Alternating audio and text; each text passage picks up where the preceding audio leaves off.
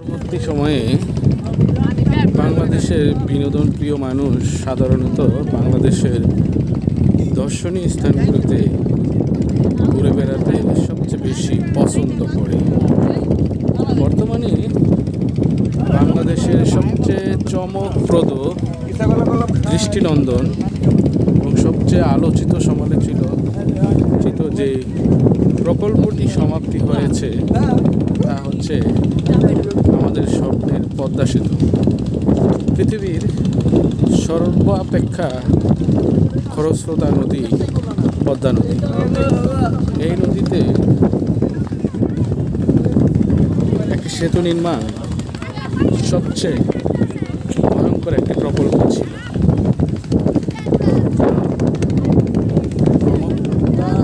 পদ্মা এদেশের বহু মানুষকে করেছে নিঃস্ব এবং বাংলাদেশকে শেষ পর্যন্ত একটি বিশালদেহী সেতু উপহার দিয়েছে।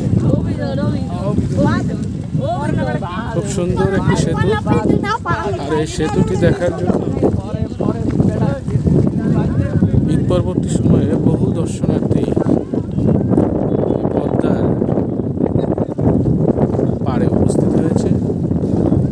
আমরা যথারীতি গোপালগঞ্জ থেকে পদ্মার এই অংশে ঘুরে দেখার জন্য একই সাথে আমরা পদ্মার ইলিশ ভাজা খাওয়ার জন্য এখানে এসেছি। পদ্মার এই অংশটি সন্ধ্যার এই সময়ে কীরকম সেটা দেখার জন্য পরিবারের সকল সদস্য এসে হাজির। আবার আমরা চলে যাব বিপরীত প্রান্তে। আপনারা দেখছেন সুন্দর বাংলাদেশের সবচেয়ে দৃষ্টিনন্দন, সবচেয়ে বিশাল দেহের অধিকারী পদ্মাকে এবং সেই পদ্মার বুকে পদ্মা সেতুকে। বাংলাদেশের বেশিরভাগ সেতুর নাম পরিবর্তন হয়, অর্থাৎ নদীর নামে সেতুর নাম সাধারণত খুব একটা হয় না। তবে এই সেতুটি বর্তমান সরকারের আমলে হওয়াতে এই সেতুটির নাম জননেত্রী শেখ হাসিনা করার জন্য বহু নেতাকর্মী প্রস্তাব করলেও জননেত্রী শেখ হাসিনা এই প্রকল্পে অনুমোদন প্রদান করেননি। আর না করার কারণেই সেতুটি যথারীতি পদ্মা নামই বাংলাদেশের মুখ উজ্জ্বল করেছে। তবে একটি কথা না বললেই নয়, একটি নদী যখন একটি নাম নিয়ে চলাচল করে, ঠিক তখন ওই নদীতে যদি ভিন্ন নাম সংযুক্ত করা হয় তাহলে বিষয়টি কেমন যেন একটু ভিন্ন হয়। মাগরিবের আজান প্রায় দিতে চলছে, আর ঠিক এই সময়ে পদ্মার চিত্রটি কেমন সেটা নিশ্চয়ই আপনারা ক্যামেরার মাধ্যমে উপলব্ধি করতে পারছেন।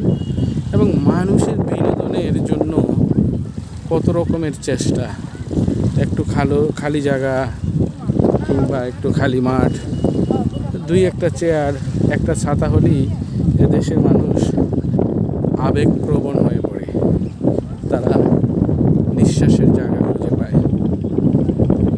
সারাদিনের কর্মব্যস্ততা কিংবা সারা বৎসরের কর্মব্যস্ততায় তাদের ক্লান্তি দূর করার একমাত্র মাধ্যম হচ্ছে বিনোদন। এই বিনোদন কেন্দ্রগুলো বিভিন্ন নিরাপত্তা কর্মী দ্বারা বেষ্টিত, যেটা সাধারণ মানুষ বোঝে না।